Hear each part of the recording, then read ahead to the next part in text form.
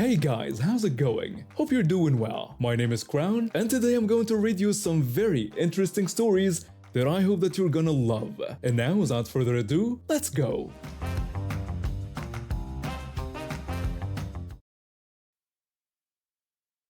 I've been working at this indoor rock climbing place for about 3 years now. Started right after college since I'm a climbing enthusiast myself, and honestly, it's been great. Most people who come in are excited to try something new, especially the kids. We get lots of birthday parties, and usually everyone's pretty cool about following the safety procedures. I mean, it's climbing, right? Safety first. But there's always that one person who thinks rules don't apply to them. This happened back in November 2021, and I still remember it clear as day because, well, you'll see why. I was working the morning shift, and we had this birthday party scheduled. Pretty standard stuff, bunch of kids, few adults supervising. The moment this woman walked in with her group, though, I knew we were in for a ride. She had that look, that I'm about to make everyone's life difficult expression. As I started getting the kids fitted for their harnesses, she immediately started tapping her foot and checking her watch every 30 seconds. She started complaining about how long the process was taking, claiming they had been waiting forever. I tried to explain calmly that we were actually moving quite quickly, and that this was a standard safety procedure that typically takes around 30 minutes. She scoffed at this, expressing her outrage about the duration, emphasizing how much money they were paying for this. I simply responded that the cost included ensuring everyone's proper safety and security. Then came the safety briefing video. Oh boy. She started huffing and puffing the moment I mentioned all adults needed to watch it too. She demanded to know why they had to watch it when they weren't even climbing. I explained that it was important for everyone to understand the safety procedures, especially if they're supervising children. She dismissed this as absurd and called it a complete waste of time. Throughout the entire 1-hour session, she kept making these loud comments to the other parents. She would criticize us loudly, questioning our work ethic and complaining about how we were just standing around instead of helping the kids. For the record, we were doing exactly what we're supposed to do, spotting the climbers and managing the belay systems. But apparently, that wasn't good enough for Her Majesty. When their climbing time was up, they headed to the party room for food, and I went for my lunch break thinking the worst was over. About 15 minutes into my break, my manager came into the break room looking like he'd just dealt with a Category 5 hurricane. He came in to tell me about an unbelievable situation, and I immediately guessed it was about the woman from the birthday party. He confirmed my suspicions, explaining that she had gone straight to the owners, complaining about everything: the wait times, the safety video, the staff, even the temperature of the room. She was claiming we had ruined her kid's birthday party and was refusing to pay. I filled him in on all her earlier behavior, but he'd already gotten an earful from other staff members too. She just up and left without paying a cent for the party. Now, normally this would be where the story ends, entitled "Person throws a fit and gets away with it," right? Nope. See, she made one crucial mistake. When she booked the party, we got all her contact information. Name, phone number, address, everything. The owners weren't having any of her nonsense. They tried calling her multiple times over the next few days, but she either ignored the calls or made more ridiculous complaints. Finally, they involved the police. 4 days after the party, she got a call that changed her tune real quick. The police made it crystal clear: pay for the services she used, or they'd come to her house and arrest her for theft of services. Suddenly, all that entitlement evaporated. She paid every cent, though I heard from my manager that she was crying about how we were extorting her. She got herself blacklisted from our facility. No more birthday parties, no more climbing, no more harness complaints. Sometimes I wonder if she tells her version of the story to people about how the mean climbing place forced her to watch safety videos and made her wait whole minutes while they secured children's safety equipment. Must be tough being that entitled. I should probably start by explaining how I ended up in this whole mess.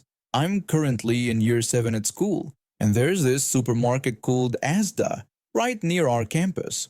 If you're not from the UK, think of it like Walmart. Same idea, different name.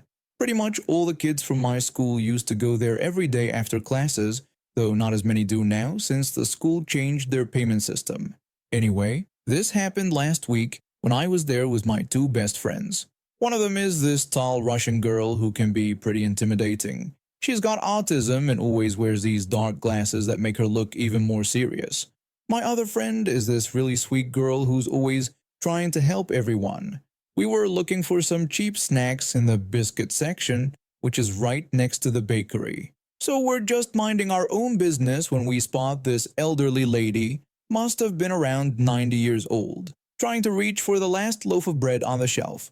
She was moving really slowly, clearly struggling to get it. My tall friend, being the kind person she is despite her intimidating appearance, started walking over to help.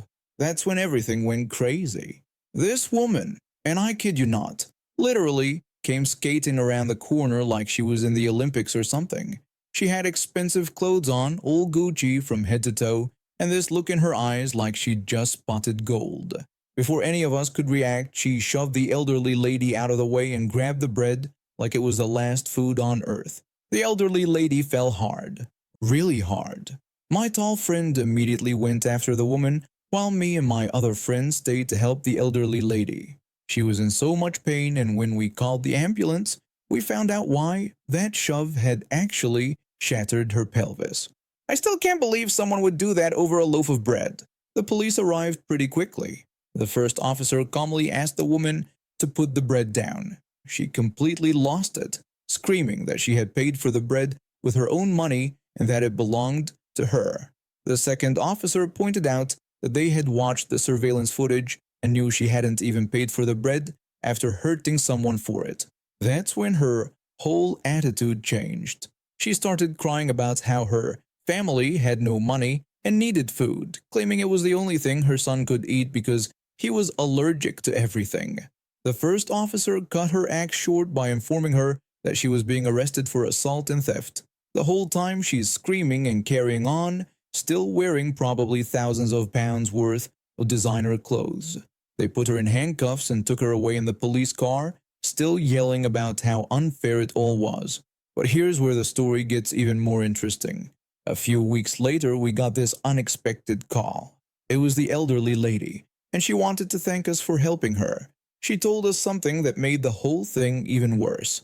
Her husband is dying from terminal heart disease, and she was getting that bread to make his favorite meal, homemade salmon and cream cheese sandwiches.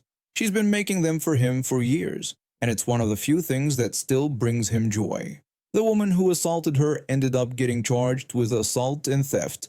The police found out she had been running this scam where she'd steal things and then try to return them later for cash.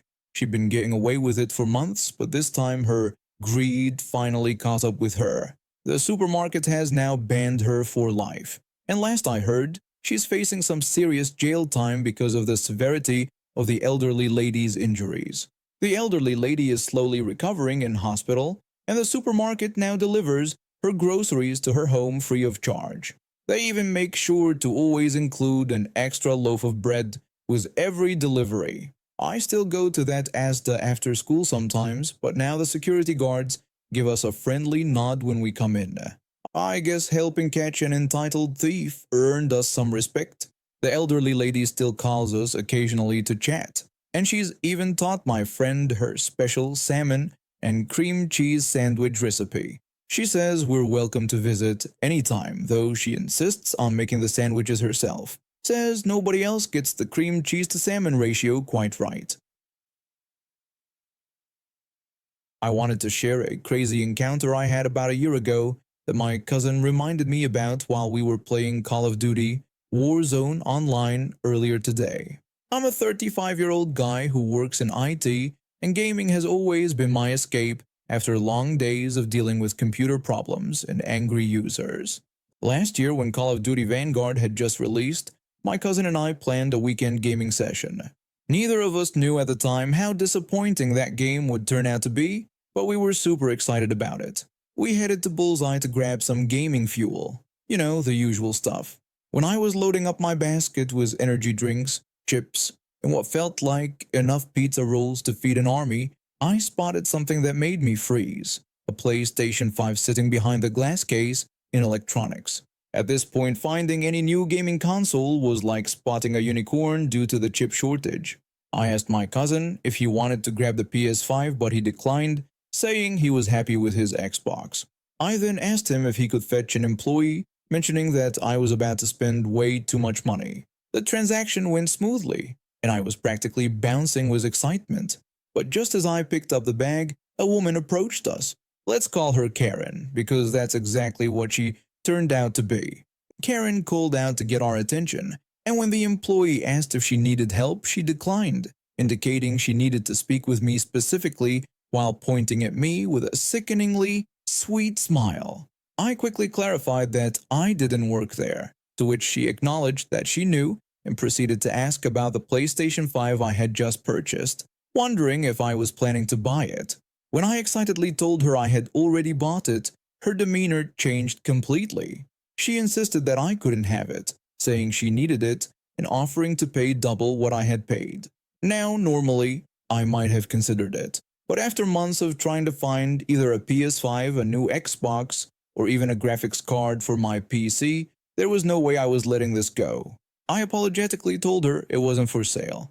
Her sweet demeanor vanished instantly as she began demanding that I give her the PlayStation immediately. The employee intervened, warning her that if she continued harassing customers, she would have to leave. Karen responded with profanity, declaring she didn't care what the employee said and that she was going to get that PlayStation. I used this moment to make my escape, power walking to my bright red muscle car.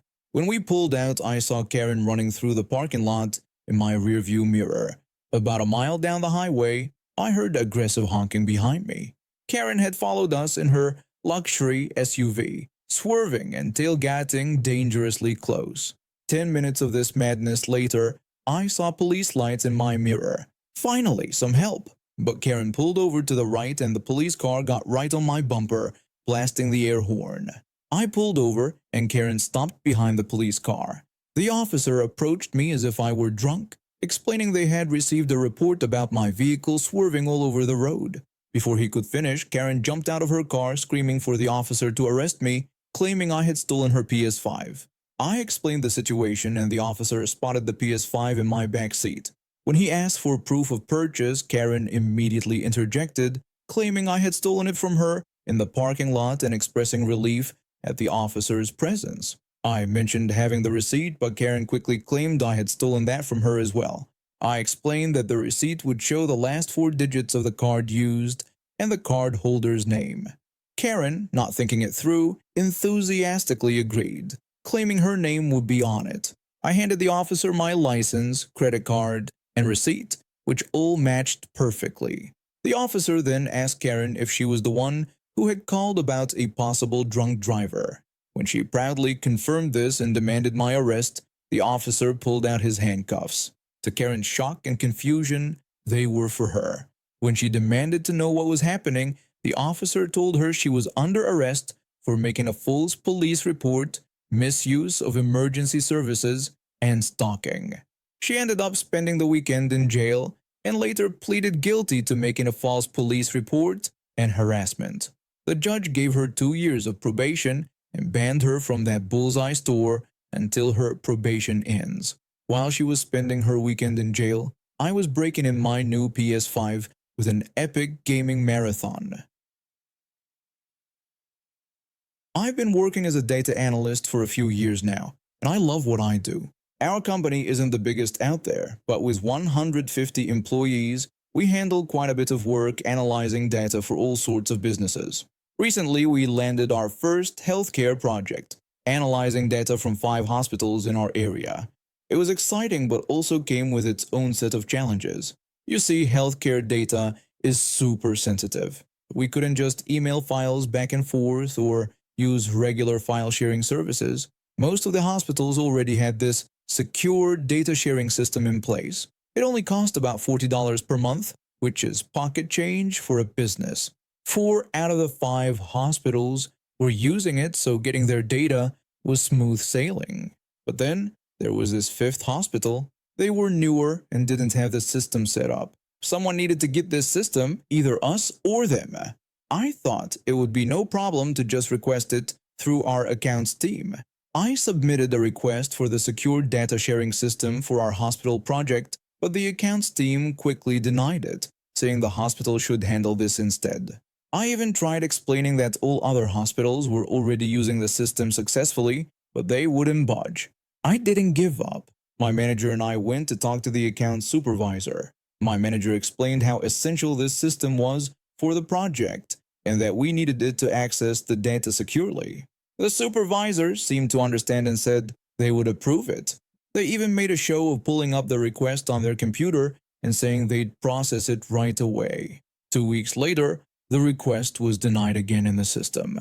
We tried one more time with an even higher-up accounts manager, but it was the same story. Verbal approval followed by denial in the system. The accounts manager simply told us it was the hospital's responsibility to share the data and to work with them. They didn't even bother to look at our previous attempts or consider the time we were wasting. So I reached out to the hospital. The hospital admin redirected me to the health ministry for approval. When I contacted the health ministry, they told me to get in touch with our local member of parliament. Each department seemed eager to pass the buck to someone else, and I was stuck in the middle of this bureaucratic nightmare. It was like playing a game of hot potato. And meanwhile, our deadline was getting closer. But in all this back and forth, I noticed something interesting in the health ministry's email. There was another way. We could share the data physically using a USB drive. It wasn't ideal, but it was completely safe and approved. At least there was a silver lining to all those frustrating email exchanges. So that's what I started doing. Every Monday, I'd leave at 11 a.m., drive 30 minutes to the hospital, get the data on my USB from their admin team, drive back, and finally get to lunch around 1 p.m. Then I'd do the same thing on Thursdays to deliver our analysis. The contract was for a whole year, so this was my new routine. The hospital staff started recognizing me and would have my files ready when I arrived. They even joked about getting me a reserved parking spot.